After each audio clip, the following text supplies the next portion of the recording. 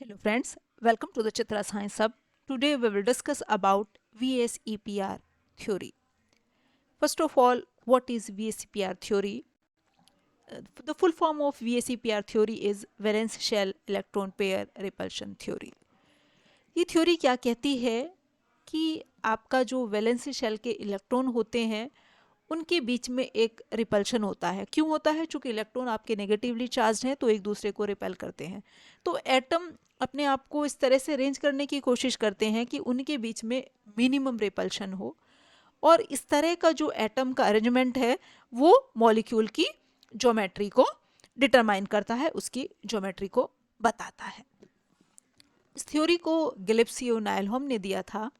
According to this theory, the geometry of a molecule depend on the number of bonding and non-bonding electron pair in the central atom, which arrange themselves in such that there is minimum repulsion between them, so that the molecule has maximum stability. इस theory के according जो molecule की geometry है वो किस चीज़ के ऊपर डिपेंड करती है? Bonding as well as non bonding electron pair. कि बॉन्डिंग और नॉन बॉन्डिंग इलेक्ट्रॉन पेयर दोनों ही मॉलिक्यूल की ज्योमेट्री को डिफाइन करते हैं। तो वो अपने आप को बॉन्डिंग और नॉन बॉन्डिंग इस तरह से अरेंज करते हैं कि मॉलिक्यूल में मिनिमम रिपल्शन हो और मैक्सिमम स्टेबिलिटी हो। These are the postulates of VSPR theory. First postulate: in polyatomic molecules, one of the constituent atom is identified as the central atom to which all other atoms belonging to the molecule are linked. Polyatomic molecule के case में हम एक atom को central atom मान लेते हैं, बाकी सब एटम उसके साथ अटैच हैं। अब जो सेकंड पोस्टुलेट है वो क्या कहता है? The total number of valence shell electron pairs decides the shape of the molecule. जितने आपके वैलेंस शेल इलेक्ट्रॉन पेयर्स होते हैं मॉलिक्यूल के, जो total number of valence shell electron pair हैं वो मॉलिक्यूल की शेप को डिफाइन करते हैं। Third postulate: if the central atom of a molecule is surrounded only by bonding electron pairs and not by non-bonding electron pairs called lone pairs, the geometry of the molecule will be regular. ये कहा यदि central atom केवल bonding electron pair से ही surround है, mean उसके अंदर non bonding electron pair या lone pair नहीं है सेंट्रल एटम के चारों तरफ, तो जो मॉलिक्यूल की ज्योमेट्री होती है वो रेगुलर होती है।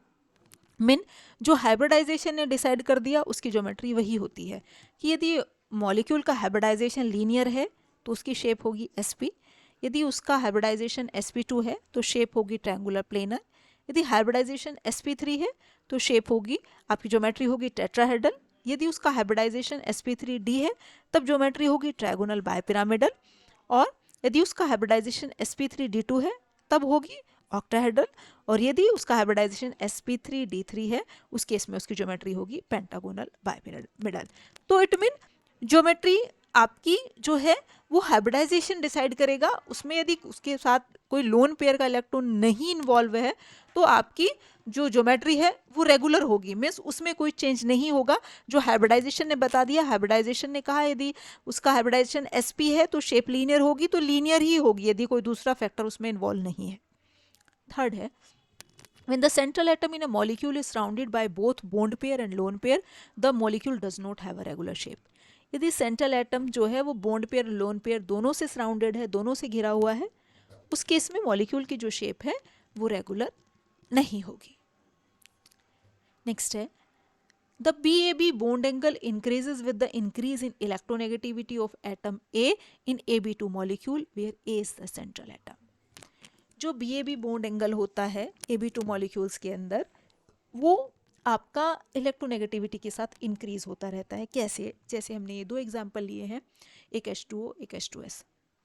H2O में सेंट्रल एटम ऑक्सीजन है, इसमें सेंट्रल एटम सल्फर है। अब ऑक्सीजन की इलेक्ट्रोनेगेटिविटी सल्फर के कंपैरिजन में ज़्यादा है, तो ऑक्सीजन क्या करेगा, इस शेयर्ड पेयर के इलेक्ट्रॉन को, किसे, जो O और H के बीच में है, इस शेयर्ड पेयर के इलेक्ट्रॉन को अपनी तरफ अट्रैक्ट करेगा। अब अपनी तरफ इसी तरह से इस वाले को अपनी तरफ अट्रैक्ट करेगा, तो दोनों बॉन्ड पेयर एक दूसरे के पास आ जाते हैं। अब चूंकि बॉन्ड पेयर दोनों नेगेटिवली चार्ज्ड हैं तो आपका एक दूसरे को रिपेल करेंगे तो बॉन्ड एंगल बढ़ जाएगा। दूसरी तरफ यदि हम H2S का केस देखें तो सल्फर की इलेक्ट्रोनेगेटिविटी ऑक्सीजन के कंपैरिजन में कम है, तो ये इतना बॉन्ड पेयर को अपनी तरफ अट्रैक्ट नहीं कर पाएगा। अब इतना अट्रैक्ट नहीं करेगा तो दोनों बॉन्ड पेयर एक दूसरे के पास नहीं आ पाएंगे, तो रिपल्शन कम होगा। इस वजह से जो हमारा H2S का बॉन्ड एंगल है वो H2O के कंपैरिजन में छोटा है।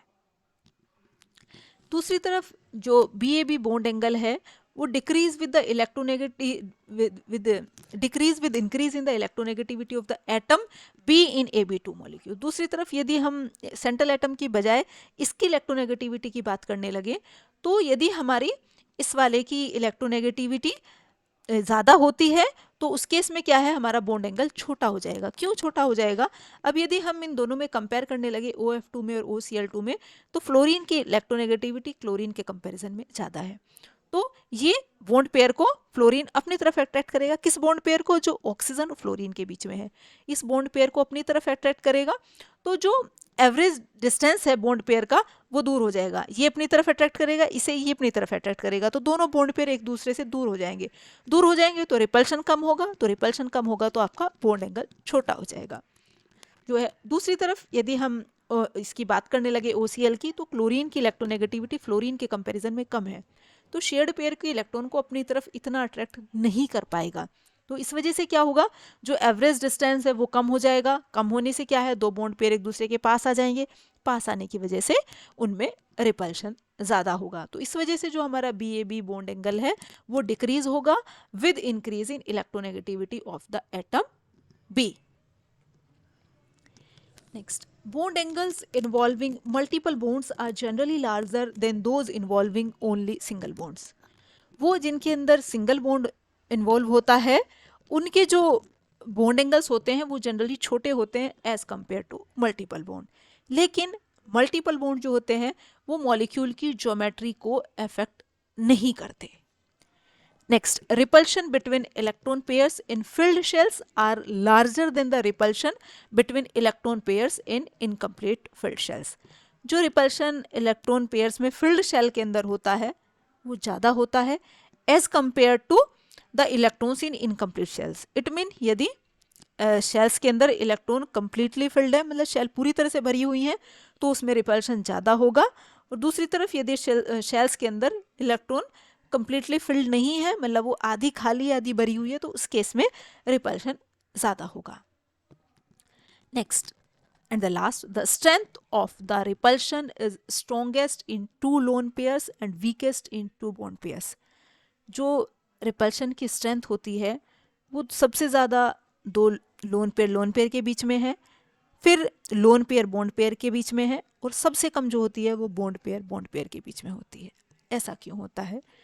चूँकि जो लोन पेयर का इलेक्ट्रॉन है उसने बॉन्डिंग में पार्टिसिपेट नहीं किया, वो केवल अपने पेरेंट एटम के पास है। तो अब जब इस तरह का 2 इलेक्ट्रॉन पेयर, 2 लोन पेयर अपने पेरेंट एटम के पास ही होंगे तो एक दूसरे को ज़्यादा रिपेल करेंगे, तो रिपल्शन उनमें ज़्यादा होगा। जो बॉन्ड पेयर का इलेक्ट्रॉन है वो सेंट्रलाइज हो जाता है 2 एटम के बीच में, तो उसमें रिपल्शन आपका कम होता है। तो सबसे ज़्यादा जो रिपल्शन है वो लोन पेयर के बीच में है, उसके बाद लोन पेयर बॉन्ड पेयर के बीच में है, और जो सबसे कम है वो है हमारा बॉन्ड पेयर के बीच में। ये कुछ मॉलिक्यूल्स की शेप है जो लोन पेयर से हमारी अफेक्टेड है। जैसे हम एग्जाम्पल लें NH3 अमोनिया मॉलिक्यूल का, इसका जो हाइब्रिडाइजेशन है वो sp3 है। इसका जो वैलेंसी शेल का कॉन्फ़िगरेशन है वो 2s2 2p3 है। तो P के अंदर 3 सिंगली फिल्ड एटॉमिक ऑर्बिटल है, 3 ही हाइड्रोजन को कंबाइन होना है, तो वो तीनों आपके हाइड्रोजन इस सिंगली फिल्ड P के साथ कंबाइन होके क्या बनाएंगे, sp3 हाइब्रिडाइजेशन, जिसके अंदर 2s इन्वॉल्व हुआ, 2p हुआ। लेकिन जो 2s का इलेक्ट्रॉन पेयर है वो लोन पेयर के फॉर्म में होगा, जो बॉन्डिंग में इन्वॉल्व नहीं होगा। केवल जो P के 3 सिंगली फिल्ड इलेक्ट्रॉन है वो हाइड्रोजन के साथ बॉन्डिंग बनाएंगे, और जो ये आपका 2s का इलेक्ट्रॉन है ये लोन पेयर के फॉर्म में ही रहेगा। अब चूंकि sp3 हाइब्रिडाइजेशन होने की वजह से मॉलिक्यूल की जो ज्योमेट्री होगी वो होगी आपकी टेट्राहेड्रल, लेकिन एक वर्टिसिस के ऊपर लोन पेयर आने की वजह से जो शेप है वो हो जाएगी पिरामिडल। तो जो हाइब्रिडाइजेशन की वजह से ज्योमेट्री तो उसकी टेट्राहेड्रल ही है, लेकिन एक वर्टिसिस पे लोन पेयर आने की वजह से उसकी जो शेप है वो हो जाएगी हमारी पिरामिडल हो जाएगी। दूसरा एग्जाम्पल है वाटर मॉलिक्यूल का। वाटर का जो वैलेंसी शेल का कॉन्फ़िगरेशन है वो है 2s2 2p4।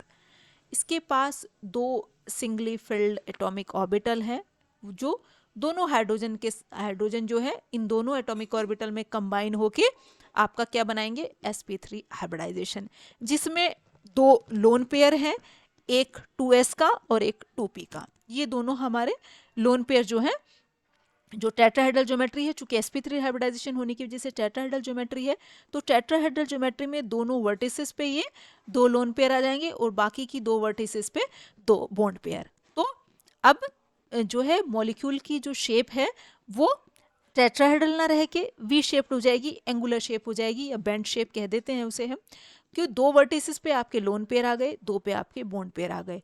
तो आपका अब उसके जो ज्योमेट्री है वो आपकी जो टेट्राहेड्रल ज्योमेट्री थी, तो लेकिन शेप जो है उसकी चेंज होके अब आपकी बेंड शेप हो गई है। ये हमारी VSPR थ्योरी के बेसिस पे जो मॉलिक्यूल की जो शेप में चेंज आया वो है। यदि मॉलिक्यूल की आपकी sp हाइब्रिडाइजेशन है तो उसकी आपकी लीनियर शेप होगी यदि कोई लोन पेयर उसके साथ अटैच नहीं है।